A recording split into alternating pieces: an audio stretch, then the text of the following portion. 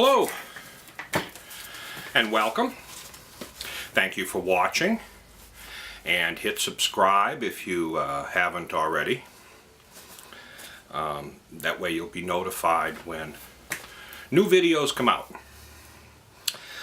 This topic today comes from a viewer, a subscriber, who I've had many conversations with. He's a very interesting person.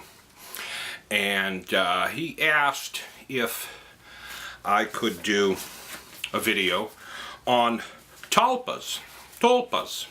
T-U-L-P-A-S. Tulpas. And I was very excited to do this video because I've had my own personal experience and I thought it was a great idea, so here it is. What is a tulpa, in case you don't know? Tulpa is a Tibetan word meaning mind created or to build. But what tulpas are, they're thought forms that you create in your mind. A definition for them I found is an entity that you create in your mind that acts independently of and parallel to your own consciousness. This is another personality or person or thing that has that you create in your mind. And these things, these beings that you create in your mind, these thought forms, they think they have their own free will, emotions, memories. A sentient being living in your head. Now, these originate from Tibet, the Buddhist monks. And the reason is they are, tulpas are a teaching lesson to monks to help them understand the self and the mind. And that's where they originate. Let me tell you about my story, about when I made one. I didn't know anything about tulpas or these thought forms or anything 25 or 30 years ago when I created one myself. And I did this because I was a gamer. Now, a gamer back then wasn't video games, it was board games. And not board games like Monopoly or Scrabble. These were big boards the size of a table that you would recreate battles of war or status games from the Avalon Hill Game Company and others. And one of the games that I played all the time was a game called Axis and Allies. It is a recreation of World War II.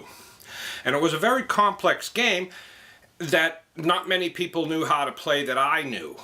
So I played it alone to learn it myself before I taught it to my friends. But during this process of learning it myself, I had to play against somebody. So I created player B in my mind.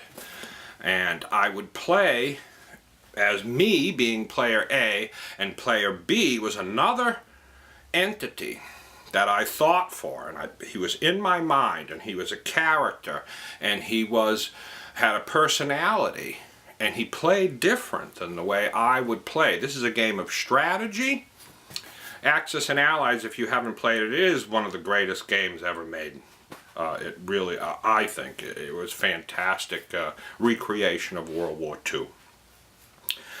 But, you know, the game takes a minimum of 4 hours to play. And that's playing with two people that know how to play and don't dilly-dally. But it can take longer than that. Two inexperienced players can go for days trying to play and complete this game. But when I was learning, it was taking a long time, and it would take me a couple of days, 3 days, playing 3 or 4 hours a day to get through a game. So there was a lot of time I spent as player B, this other person, this other entity in my mind. And the concentration that's involved to separate the two, over time, player B got better until one day player B beat me. And it was kind of odd because he shouldn't be able to do that. But he took on his own ideas and he went his own way. He didn't necessarily do as I wanted him to do. When it became his turn, he did what he wanted, not what player A wanted, if you can understand what I'm saying. He was independent, or at least I thought he was. Tulpas don't really have free will. They're playing on your subconscious mind.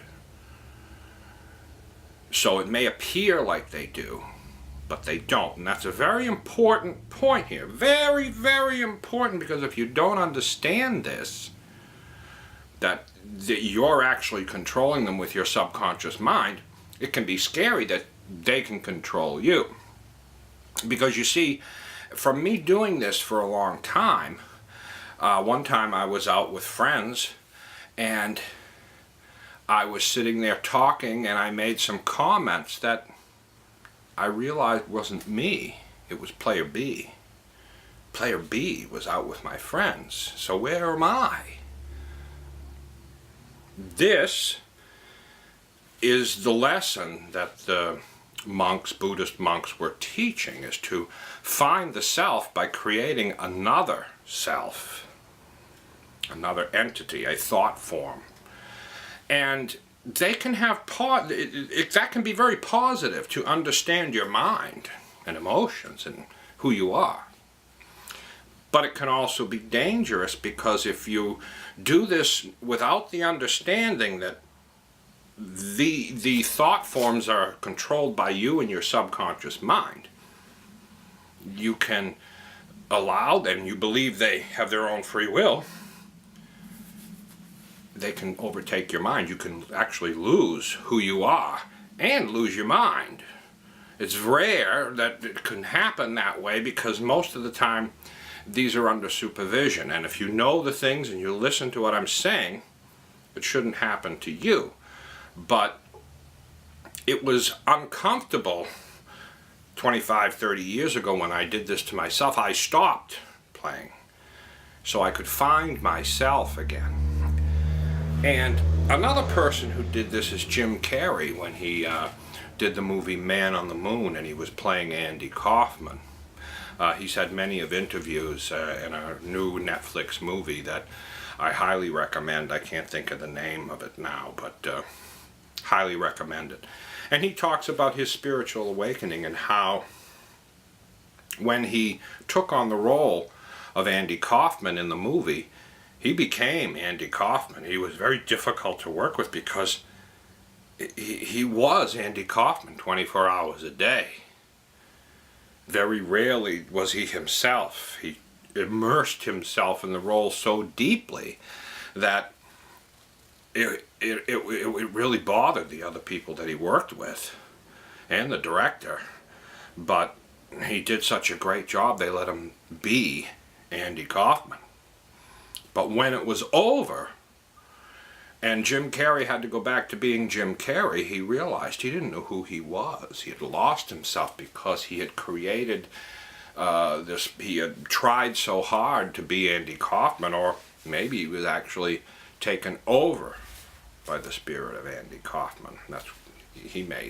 Maybe that's what happened. I don't know. But when he came back and had to be Jim Carrey, he realized, who is Jim Carrey? He's been playing a role his whole life, just like you are playing a role your whole life. And you can be anybody you want to be. All you got to do is put your mind to it. And that's what tulpas are teaching. And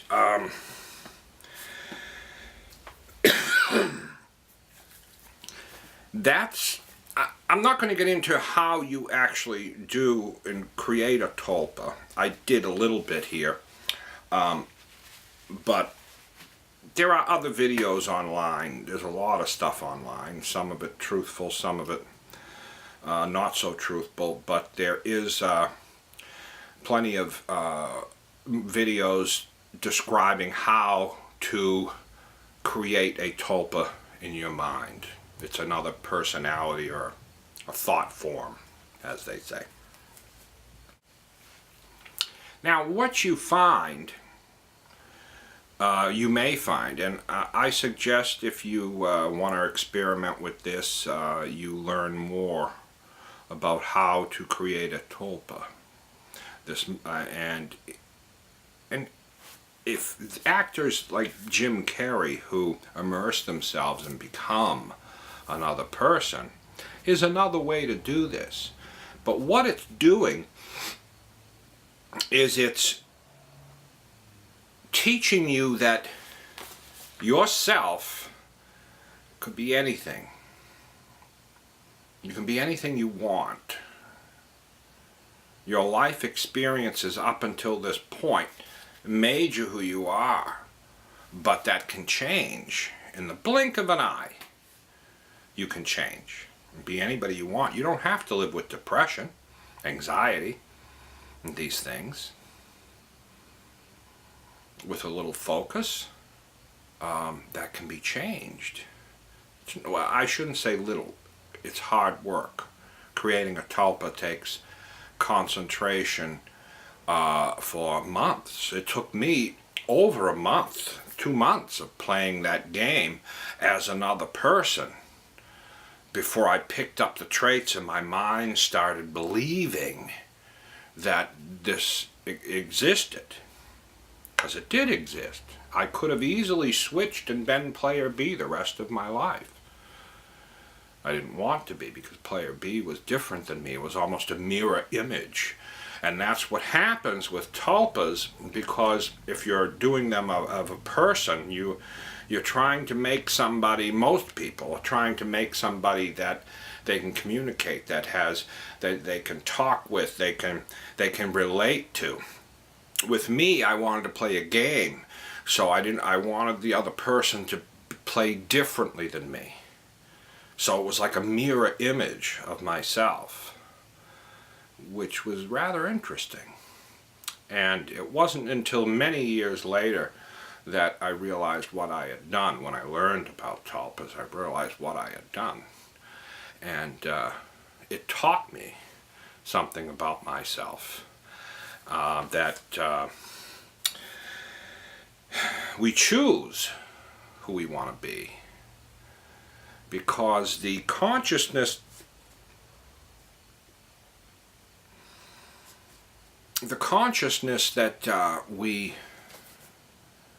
that created, let me just put it this way, God created a tulpa, and it's you. Think about that one. Consciousness is, God is consciousness. The light, the sun you see in the sky is a reflection of the energy that God is, that created everything. Some people say there was a big bang when it all started, but it was energy. And it was conscious. And it connects with you through your pineal gland, which is a light receiver.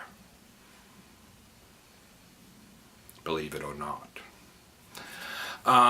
But I'm not going to go into too much, because I think I've said most of it. I've kind of rushed it a little bit. If you have any questions, ask. I'll let you, I'll try to answer everybody.